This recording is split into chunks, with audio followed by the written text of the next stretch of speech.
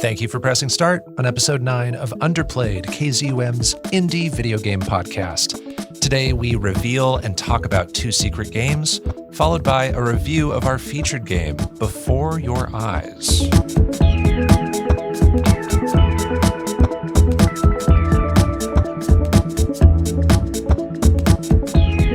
I'm Bopo. Joining me is my player 2, DiscoCola. Hey, bud. This one's going to be an interesting one, I think. I think it will be very interesting. The featured review we have today is a game that is very unique for a number of reasons. Yep.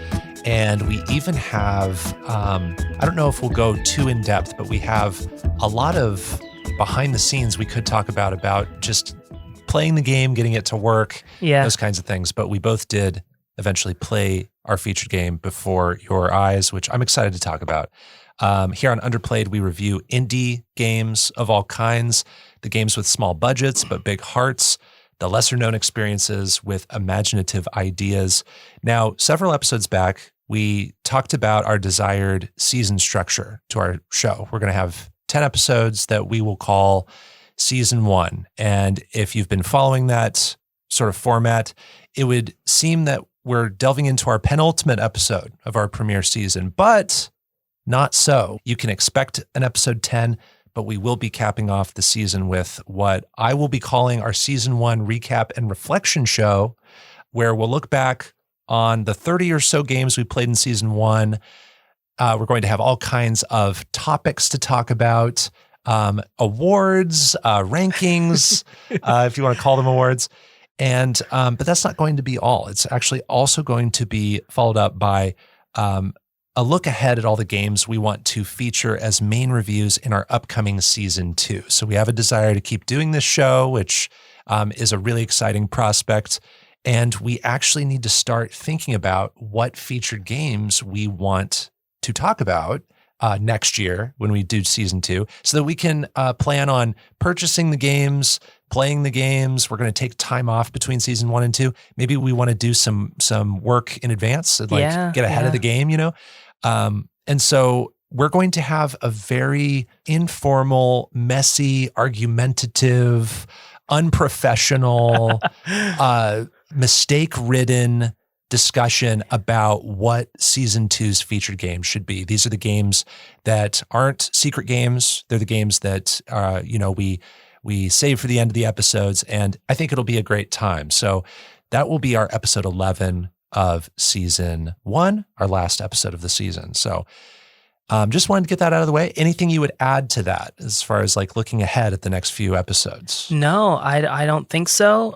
Just keeping in mind that we have to plan on some longer games. Not all of our featured games can be shorter experiences like Before Your Eyes. So having that set in stone before we even start Season 2 really helps us out a lot to plan our time, especially as I have a second child on the way. So Right. I'll need to be even more meticulous about how time is spent. So. Yes. So hopefully some of that inside baseball, that planning is interesting to some of you. And if it isn't, well, you can skip on to episode 1 of Season 2 when we eventually make that. So let's continue our episode with our secret games.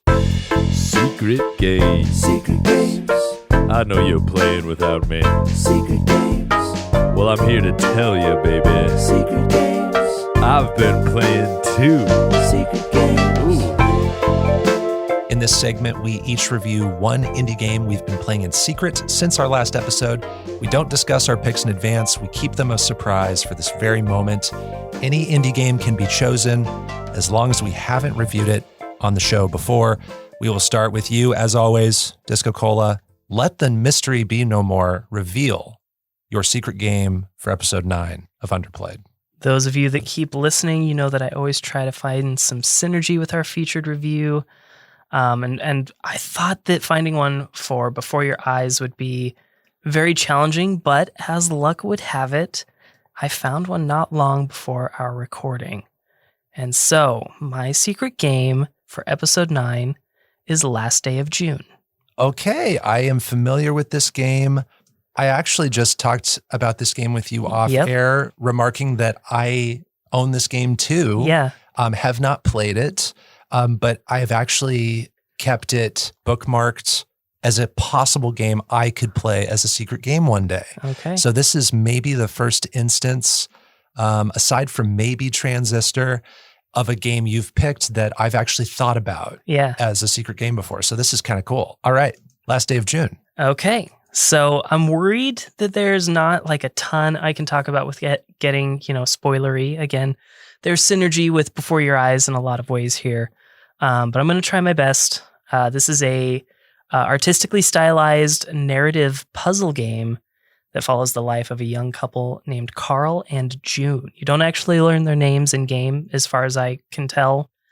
The game opens on a pleasant afternoon in the home of Carl and June. Carl is napping in his chair, and June is preparing some sort of surprise for him. Carl basically becomes the main protagonist of the story, though you arguably spend more time playing as other characters. More on that in a little bit. Upon waking, Carl sees the antics of his neighbors unfolding as part of their average day. Nothing seems out of the ordinary. He then explores the house to find June. During that exploration, we learn a couple things about June, namely that she is a dedicated painter. So yeah, that plays a role. Once upstairs, June sneaks up on Carl. She proposes that they take off to a lakeside date. While there, the weather begins to change and it starts to rain. After the opening credits drive, we fade to black and wake up as Carl alone at night after an indistinct amount of time has passed. And it's pretty clear pretty quickly that there was likely a car wreck, and he now requires the use of a wheelchair, and June is missing, presumed dead.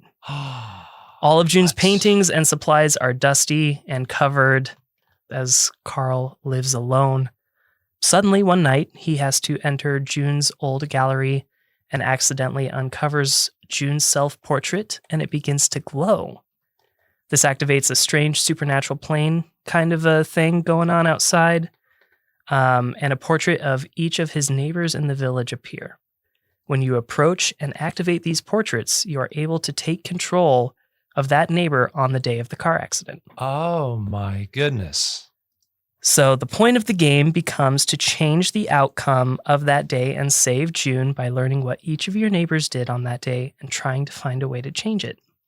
Seeing if you can prevent this car wreck. Beyond that, I don't want to say too much in terms of story, so I want to talk a little bit more about mechanics because there's some impressive stuff going on here.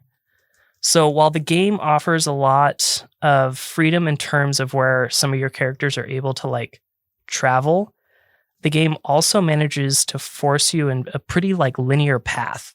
And it does this in some really intelligent ways.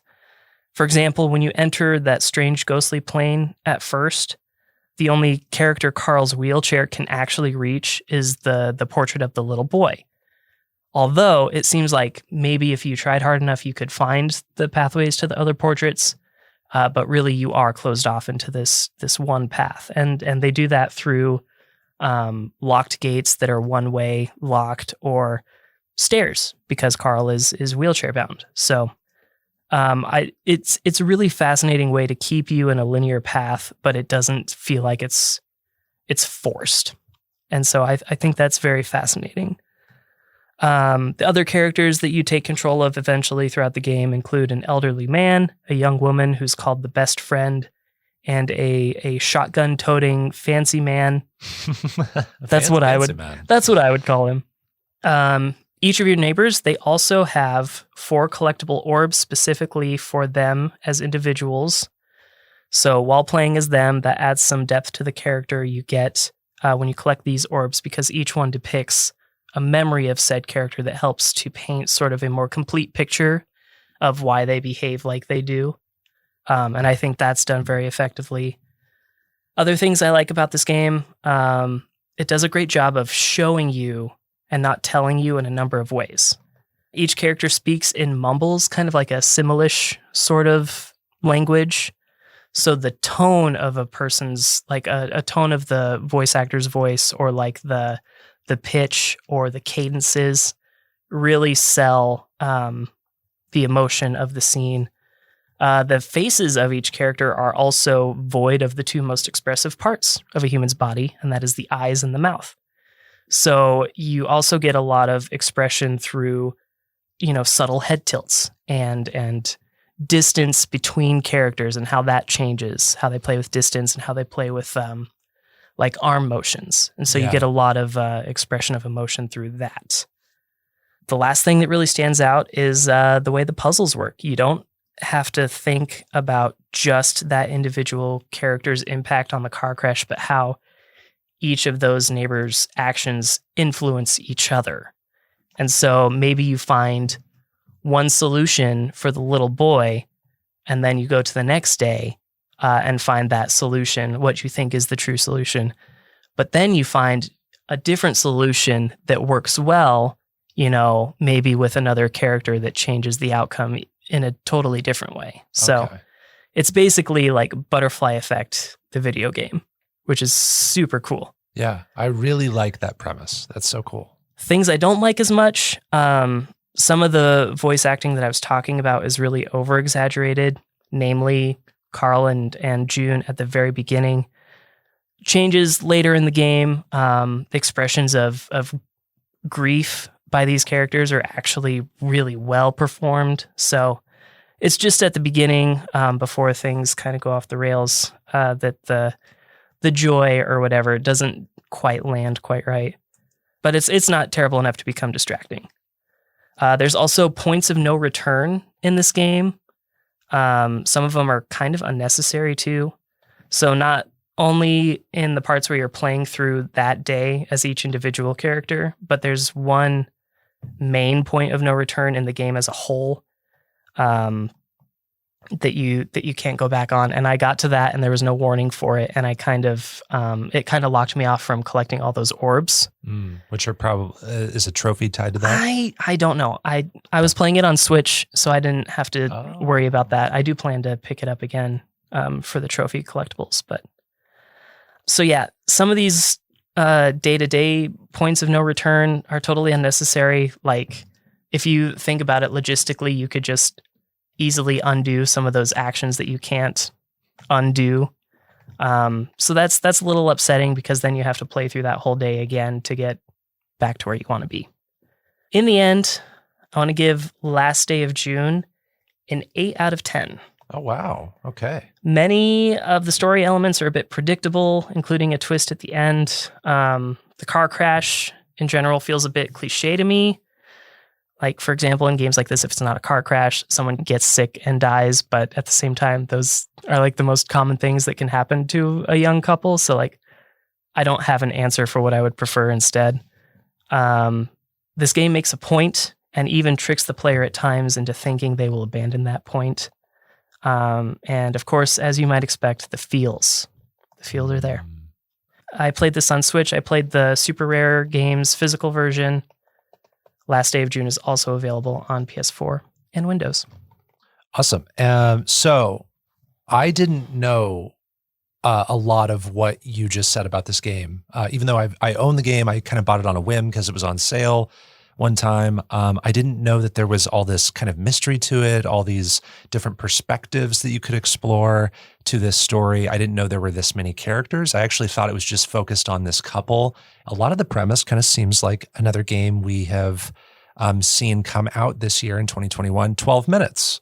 That's a game kind of about a loop where you're trying to stop a tragedy from happening, from what I understand. I haven't played that one. You were talking about the minimalistic kind of designs and the expressions that they rely on. Reminded me of what I said about my very first secret game, which was Virginia. That, if you recall, that was a game where a lot of the art, the character designs were very minimalistic, and you still get a lot of that emotion through how they emote with their arm movements and the way that they carry themselves. So interesting to see that carry on here, even though they don't have those eyes and those mouths to express themselves. Would you think it's fair to call this a mystery game? No, I don't know. I guess when I think of mystery, I think of like a whodunit, but there's no malice in this game. There's no nefarious character. It's more about exploring how that butterfly effect plays out, how the dominoes, not only how the dominoes fall, but how the dominoes are set up in the first place. Exactly. Gotcha.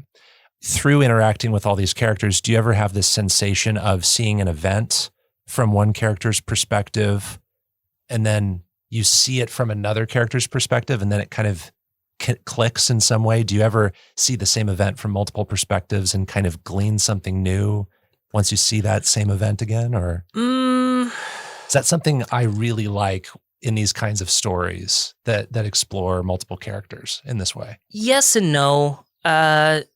When you take each of the like 4 villagers on their own, each of the 4 neighbors on their own, you can play it out so that their actions actually play no effect on each other.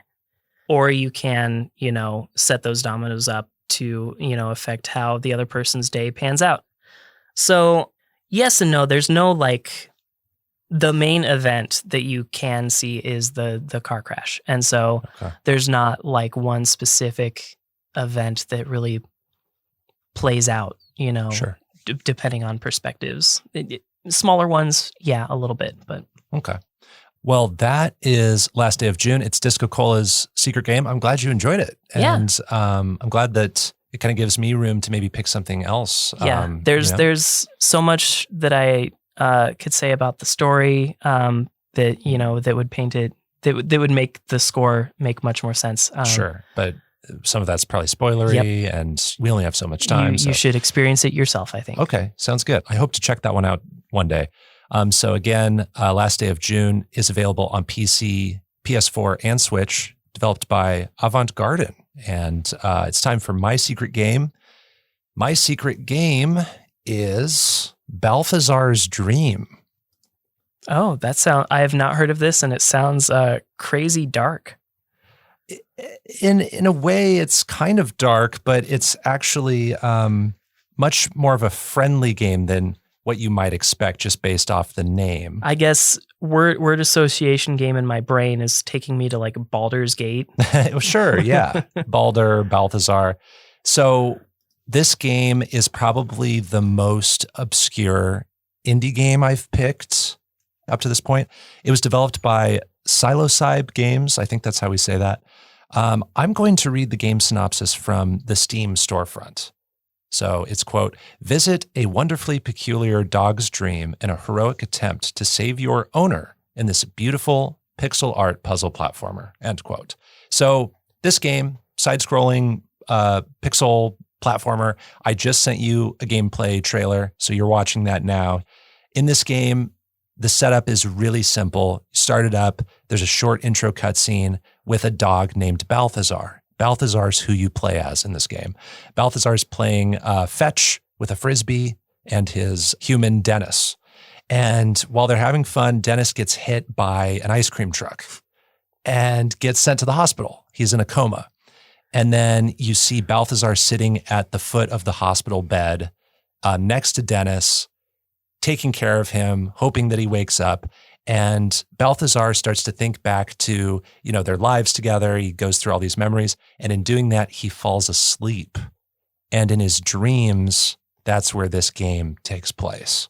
So you control Balthazar in side-scrolling, platforming across 10 different levels. As he searches for Dennis, you can choose at the start of the game between 5 different breeds for Balthazar to be. So you can have him be an Australian Shepherd. You can have him be a pug, Shiba Inu, German Shepherd, and Border Collie. Many of the levels are based on fantastical versions of what dogs tend to obsess about, So there's a level that is concerned heavily with cats, and you have to kind of avoid cats who want to damage you if they touch you. There's a level that has ticks. If you get ticks on you, they slow you down and you can't jump as high. There's one where there's a giant tree where you have to climb this very vertical level, and you're throwing sticks to make platforms for yourself. Then there's a level closer to the end of the game where you're chasing a frisbee through space. So it reminded me of a lot of the kinds of dreams I imagine my own dog has when his legs start to move while he's sleeping. So then there's a mechanic in this game called the fear mechanic. You have this meter at the top of your screen at all times.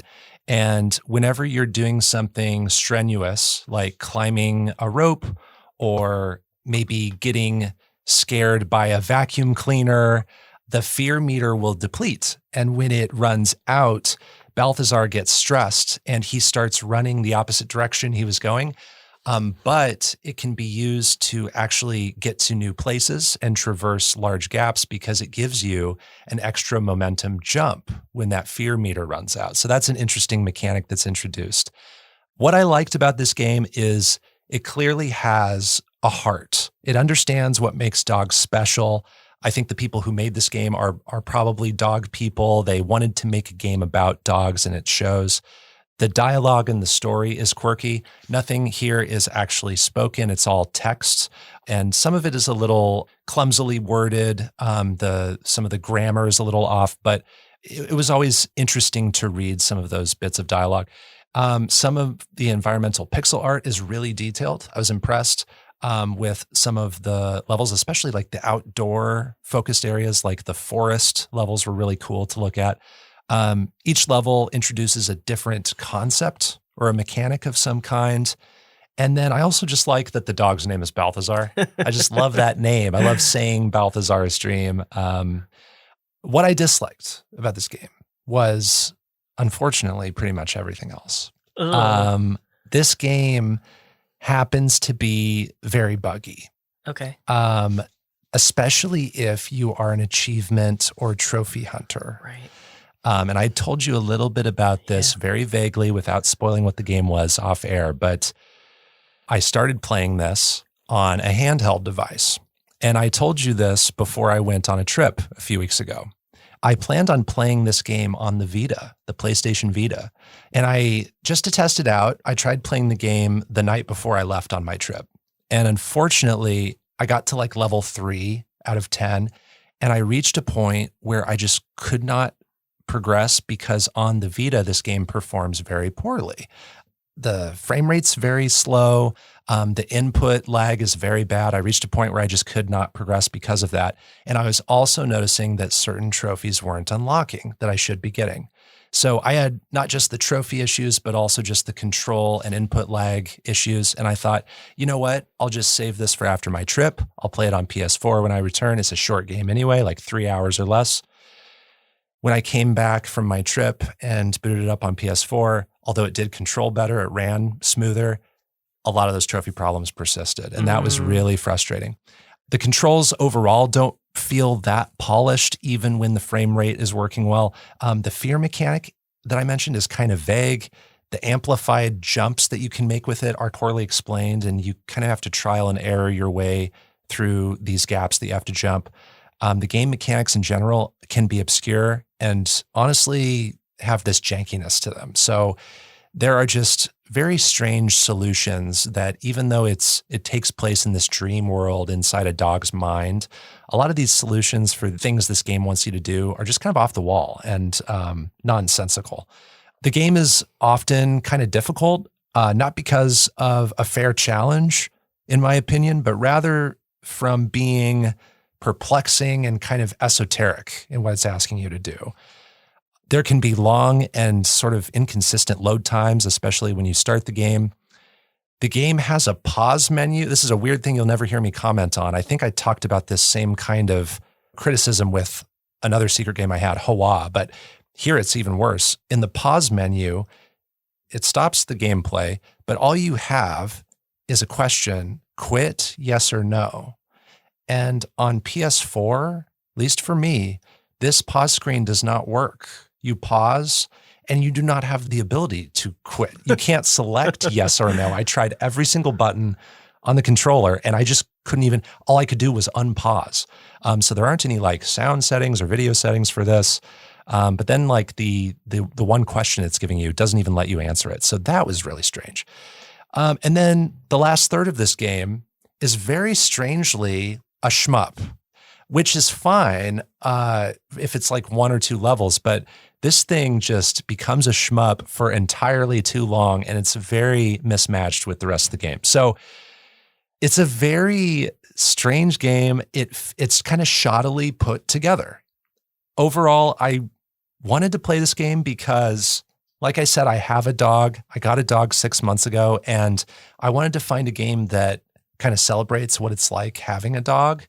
And Balthazar's Dream, I think, understands and pays homage to dogs, but it's often really janky and glitchy, especially if you care about those trophies and achievements. It kind of feels like a first draft of a game that isn't always properly optimized. So for me, it's really hard to recommend this game, unfortunately. So I'm going to give this one a 3 out of 10. Dang. Oh, that's too bad. Yeah. One of the first things I noticed, I've talked to you before about how I don't like the look of games made in RPG Maker. And I can always tell, like, visually. This is like dead giveaway. Yeah. I don't think, like, this isn't made in RPG Maker, but I have sort of like a similar, like, recognition for games that have really bad jumps, and the jump just looks super unfun just in this gameplay trailer that you not a great shared jump with me. Not a great jump, both in like how it feels and also how it looks. Yeah. I just think like there's something about the visual feedback of that jump that is unsatisfying. Yeah. There could be more there. Okay, so one of my questions that I have, based on the different dog breeds, do they play any differently at all? That's a great question. So because the trophies are so glitched, I'm actually on my third playthrough because I'm trying to get the last 2 trophies to pop, and they are based on things that count how many times you do certain tasks. So fingers crossed that those work. But each playthrough, I've tried a different breed. I tried a Border Collie for my first playthrough because that's most similar to the dog that I have. And then I tried, I think, Australian Shepherd, and I didn't notice any differences there. And I don't remember what breed I've selected for playthrough 3, but I do remember on the breed selection screen, specifically for the pug, it says something like selecting this breed might pose more of a challenge because of the pug's size. But other than that, there's no indication that the dogs have any gameplay differences or advantages of any kind. I was going to mention something about the shmup sections in this trailer, but I don't have to.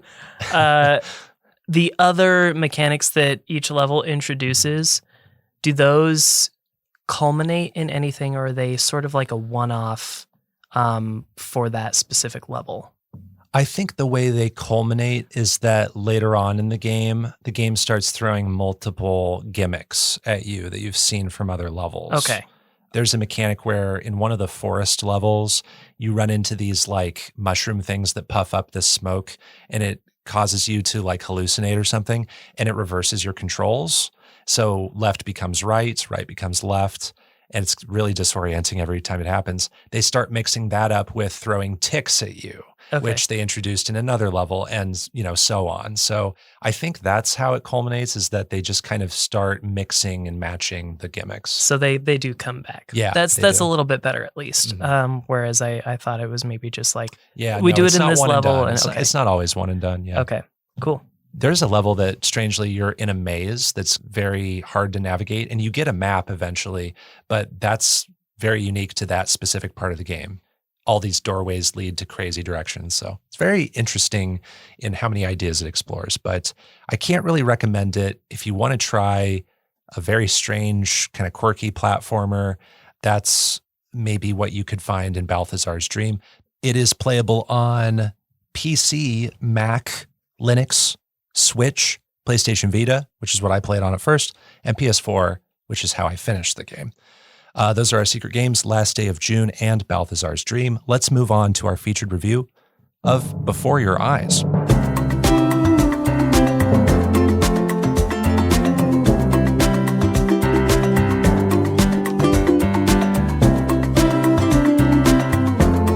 Before Your Eyes was developed by GoodbyeWorld Games.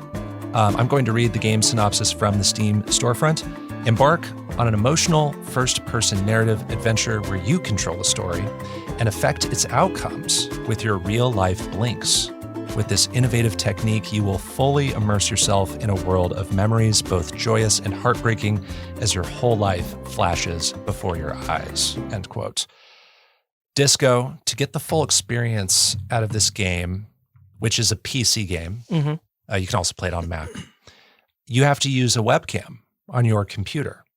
You can choose to control this game using mouse clicks and mouse movements, but the way this game has been marketed is heavily geared towards this innovative control method of a camera watching your face, tracking when you blink, and then advancing time in the narrative every time you blink your eyes.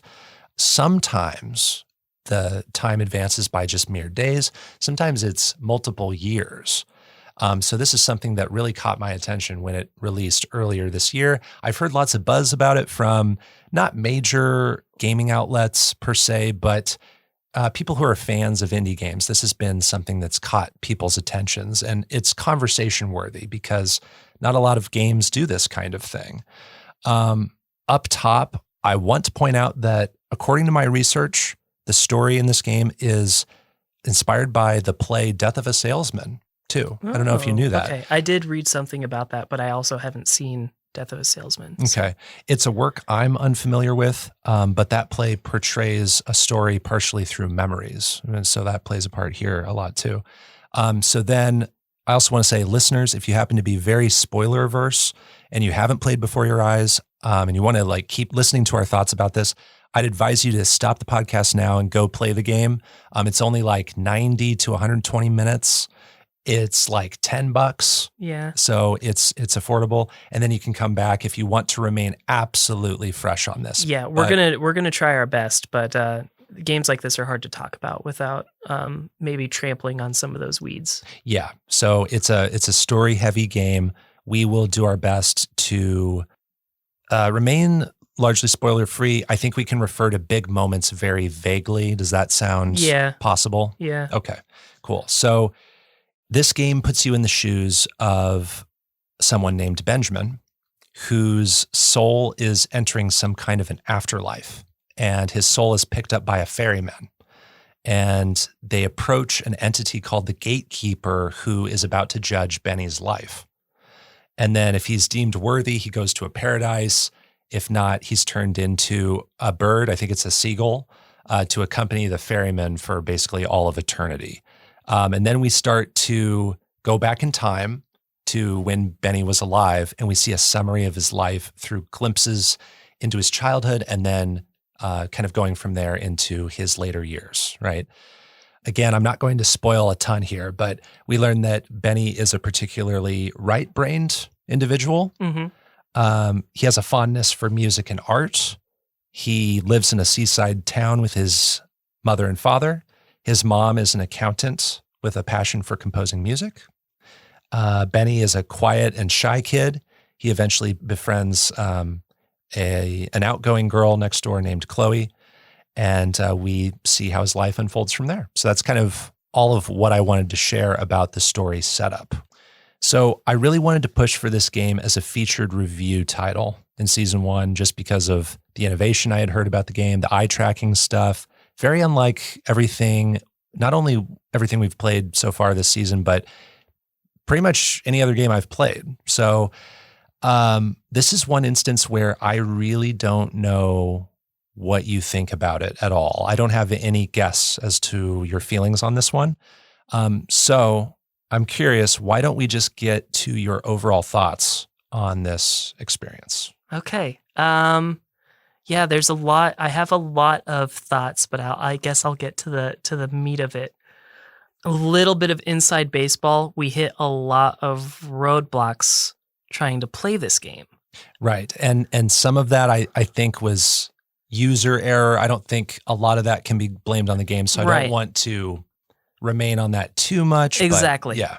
And I, all of my score and my thoughts are taking that totally out of consideration. Okay. But they are still a symptom of my biggest complaint about the game, and that is accessibility. I don't think this game is super accessible. You have to have a webcam to play it the way it's intended. Like Bopo said, you can play it with clicks. And I actually did try that to try and self-discipline and click whenever I blinked. But you have to have that discipline, and that's not always easy in certain moments. And it's distracting. You're not focusing entirely on the game anymore. Exactly. Yeah. Another issue, even though it's part of the point, is that it's one of the most physically strenuous games I've played in Yeah. ever. Fury, maybe has it beat because of my The pain sweat in my- factor? Yeah, the sweat And factor. the hands hurting factor, maybe? But other than that, I've never played a game that hurt my eyes more than they already were. The point of the game is your life is flashing before your eyes. Obviously, you're dead. You want to relive as much of your happy memories as you can. Right. You get more of the story that way too. You get more of the character There is depth. no incentive to blinking as you please Yeah, in this game. yeah, exactly. So I get that the blinking part is part of the point, but I think I consider that like a little bit of an accessibility issue. Even though those are some of my only issues with the game, those are kind of big issues, I think. Okay. Yeah. Otherwise, I think the writing was really well done. I think the character depth and development was really good. I think good voice acting all around. Totally nailed it with each character. There's not a bad performance in the bunch, I don't think. In general, I think the idea is great. The innovation is great. Stuff in the game I didn't see coming. A lot of the times with story-driven games, like I mentioned with Last Day in June, a lot of the points are pretty predictable. And I thought that I knew where this game was going to go, and it did for a minute. But there was more that I wasn't expecting. And I'm always impressed when a game can surprise me. Cool. Are you ready to give your score? Are you ready for me to give my score? Yeah. What is your score for Before Your Eyes? You didn't come prepared with the score. It's interesting. I thought about it in the bathroom before the show. Okay.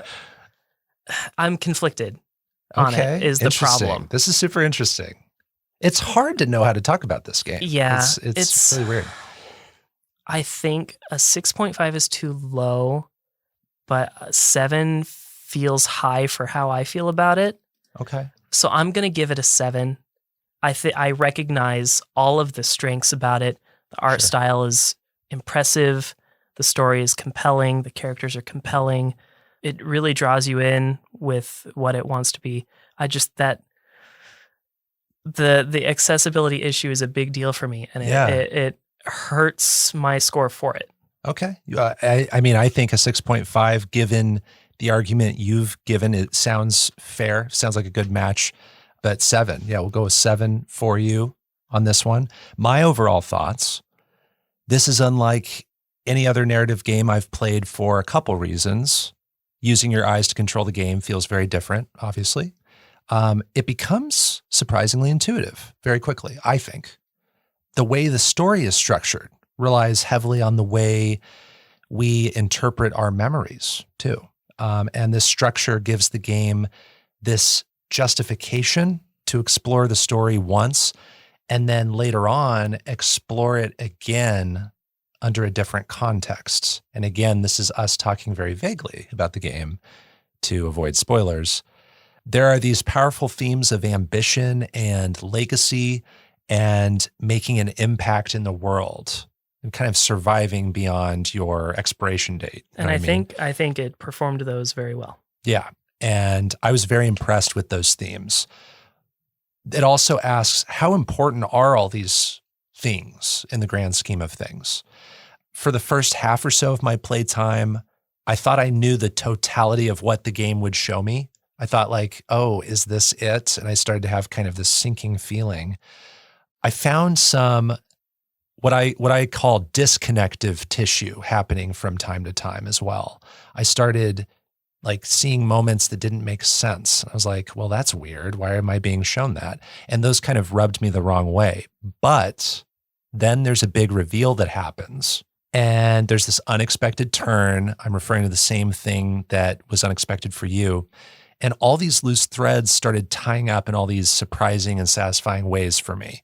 I didn't see where the game was headed. And where it was headed, I thought was this beautifully simple idea that was relatable to pretty much anyone who has experienced loss in some way. And it reached a point where at times in the third act of this story, I teared up and cried. I got to that level where I was emotionally just overwhelmed with what was happening because I was thinking about other people who have gone through some experiences I was witnessing. I was thinking about fears I have about what might happen in my own life or loved ones' lives. And throughout the whole experience, I was wanting to see everything. Like we said earlier, you want to see all of the stories so you don't miss something. It feels awful to blink because it's like, what if I blink too early and I miss a line of dialogue that is important down the road? And ultimately, I don't think there's a huge risk of that in this game, but you don't know that when you're playing it the first time. So you don't want to risk blinking and missing an important moment. And I still had those moments where I missed key moments because I just couldn't hold my eyes open longer. And I equate that kind of experience to how it feels when you have a memory that's fading, when you try to think back to something that's kind of important to you and it doesn't quite have the clarity that it once did. That's kind of the frustration that I thought was being echoed here. So I thought that was really powerful. A lot of scenes have this shrouding of darkness around the edges that reminded me of how a lot of my memories look. And then there's this sense of like getting the gist of certain moments without getting all the details, especially if you blink sooner than the scene lasts. You just get the idea that like, if I blink too soon, I'm going to miss a lot of those like key details. And that's usually what I strive to remember when I think back to moments that I cherish. Some of the things I disliked, some of the dialogue for me felt a little too performative and dramatic. I thought it was actually a little mismatched at times. There's that neighbor character of Chloe. I thought she was a bit obnoxious, actually. And I know that she's supposed to be this outgoing, very contrasty character to Benjamin, but I thought she was just a little too much for me. There were times where the blinking didn't work on the first blink, or the scene transitions didn't quite transition when I made my first blink. So the blinking, while it worked most of the time, it didn't always work perfectly. I had the same kind of dryness to my eyes while feeling. There were times where I thought I was safe, because there's clearly a moment where you're safe blinking. It's not giving you the metronome, which is your indication that if you blink, it's going to advance time. So I'd like try to sneak in a bunch of blinks there. So I felt like I was cheating in a way doing that. And there was even one instance where I was trying to sneak in blinks and then I accidentally advanced the scene. It surprised me with an advancing moment, so I missed something.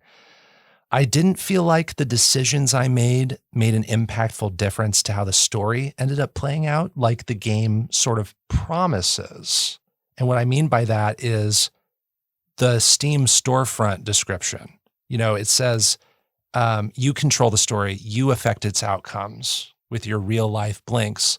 I feel like that's promissory in a way that the game doesn't fulfill. So not a problem like within the context of just playing the game, but how it's positioned out there. I think that is unfair to tell people because I think this story is heading in a certain direction no matter what choices you make. Like you can make different choices that change some of what you see, but the end goal remains. So overall, I think this is a work that I hold up as a very important moment in narrative gaming because of how different it is. It's just the tiniest of rough around the edges, but it tells a story that I think is really powerful. It made me cry. That's a reaction I've given to very few games.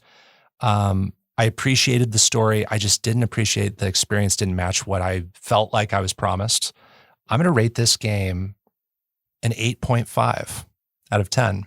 So I think this is the first time maybe that I've rated a featured game higher than you. Yeah, I think so. You had mentioned the way choices play out, and I'm okay with the way this game did it. For one, because I wasn't expecting some of those choices that I made to come back when they did. Mm. I'm thinking of one moment with the mother character. I made a choice that pertains to her, and that came back in a moment that I wasn't expecting to come back, and it was a very real moment, a moment that I've lived myself in a similar way, and really sort of deepened my connection to the mother character and deepened my empathy for her, Cool. which is not something that I felt throughout the entirety of the game necessarily. So, Yeah. I think that the idea that the conclusion, the ultimate conclusion, stays the same is actually important in this case, in my opinion. Yeah. Yeah, and I think the way that different things play out just based on some of those choices, maybe not as grand as we would have hoped, but still make for some moments that still sit with me, and that's the one of two moments that I still have thought about since I finished playing the game. Yeah, I would not change any of the beats of the story after that, reveal happens and you kind of re-examine your story. I think all of that is masterfully crafted. I think what happened with me is I had these wild imaginations about what I was going to experience. Mhm. And I thought I was going to stray more into the choose your own adventure territory almost. And the prospect of that was so exciting to me. So my criticism there just comes from what I feel like this game is being marketed as, Mhm. And so there was just kind of a mismatch there, but still love the experience that I had. Yeah. And again, it's a emotionally powerful story that really affected me, and reminded me of a lot of the memories and the thoughts that I've had about my life. Another thing that I alluded to briefly earlier was that you had mentioned during your thoughts that a lot of the themes are like legacy and making a mark on the world and whether or not those things actually matter in the first place. Yeah. One of the things that I thought about at the beginning of the game is the idea of, I guess, soul inequality. The Ferryman alludes to picking up all of these souls and all the ones that are turned into birds. He's like, it's not my fault you were lazy layabout clock watchers. And I'm thinking about this and how there's this inequality of souls, and it sort of runs a little bit contrary to what I agree is the point of the game, is like, do these things matter so much? And like, Interesting. Yeah. shouldn't, It's not making the same example for all these like souls that should fit under the same umbrella. right? Right. Yeah. Like it feels a little bit more like certain lives are punished. Arbitrarily. Yeah. And then, some are rewarded instead of like all souls are treated equal and maybe some exceptional souls like get something a little bit extra. It feels like there's a punishment for something that, realistically everyone has to go through because of the circumstances of life. Yeah. And we're kind of still dancing all over the place with the story here, but my sense with that, the differentiation there is that punishment comes from a place of like those souls lying about their worthiness, and I guess the ferryman gives our character a chance. And I guess I just didn't see where that came from. Yeah. Why maybe he was himself trying to redeem what he had failed to do with so many of the other souls. Right. I think that's maybe what's implied. But there is an inequality there. I agree with you. That I honestly don't think that's a theme I kind of thought about. No, of course not. Yeah. It's something I picked apart, and I'm like, oh, you know what? That is kind of, that kind of sucks. Because like I would imagine I'd probably be one of those birds. The ferryman was a surprise for me in a good way. He was a character that I thought was performed well. Dude, I had a lot of interesting that performance. Yeah. One of the most surprising characters of any game that we've played for season 1. just like his performance. I like what he had to say. He has an interesting outlook on the afterlife, and the environment he's in is memorable. So yeah, the Ferryman. He's like is he a wolf? I think yeah, he's a wolf. So one thing I wanted to ask you is, in our last episode on Hyperlight Drifter, you talked about your fear of death. Did Before Your Eyes speak to any of those fears? Absolutely. Okay. Yeah. This is sort of where the synergy comes in, is like death and time. And, that's where the synergy is with Last Day of June. I don't think it's spoilery to say that there are multiple deaths in this game. And the one that I wasn't expecting is the one that actually affected me the most. And I think there's some vocal performances, related to that scene that really helped drive it home. Yeah, it's hard to say why without spoiling something. Yeah. It's something I wasn't expecting, and the way that they portrayed it visually is incredibly fascinating to me, but it's easier to see some death than it is others. Mm-hmm. When it comes to this kind of eye-tracking adventure, you've talked about how it might not be the most accessible way to play a game. Would you play another game that has this kind of central gimmick to it? Yeah, because I think it can be done. And I think it was done here, but there were so many times where I had to recalibrate, and if we struggled with just getting it to kind of run in the first place a couple of times. And again, I took that out of my score, our roadblocks, but I mean, I don't have a webcam myself. I used yours. And so that's just like one extra step. Sure. Yeah. And not everybody's going to immediately have that available to them. Well, I think I would play more games like this. I was very positive on this. I hope this game is held up, years down the road as like this moment where not a major shift happened in indie games, but like a game tried this, and then you can clearly see that games B, C, and D also did this, and that influenced this. I hope that that's the impact that this game could maybe have, and I think that would be pretty cool. I think if I had my two timeline paths between camera eye tracking and VR games, I would pick eye camera tracking. Oh. Then one last question, kind of more of a lighthearted question. Would you ever try speedrunning this game? I was thinking about what that would look like, and I think that would be pretty humorous. I almost chose to do that because I had to restart the game, and I almost decided to speedrun to the point where I was before I restarted. Yeah, my eyes would not dry out as quickly. That's for sure. It would be probably very relaxing to do it that way. All right. Any other thoughts on Before Your Eyes before we wrap up? Yeah, I'm especially impressed by the character depth to everybody. Mm-hmm. I'm thinking specifically when you said that there's not like a ton of punishment for blinking too early. I do feel like I would have missed out on quite a bit, specifically with the father character, which doesn't necessarily play a huge role in the game, but you get a better sense of who he is the longer you can stay in certain scenes. Yes, and I noticed a lot of scenes where he would add more to scenes after multiple seconds of silence. I thought, maybe I'm safe to blink. Maybe this scene is done. And then he would say something else. I'm like, oh, wow, I could have missed that. Yeah. I almost blinked. Yeah. There's a lot of good like timing elements in this game, and that's when you add that to good writing and character depth.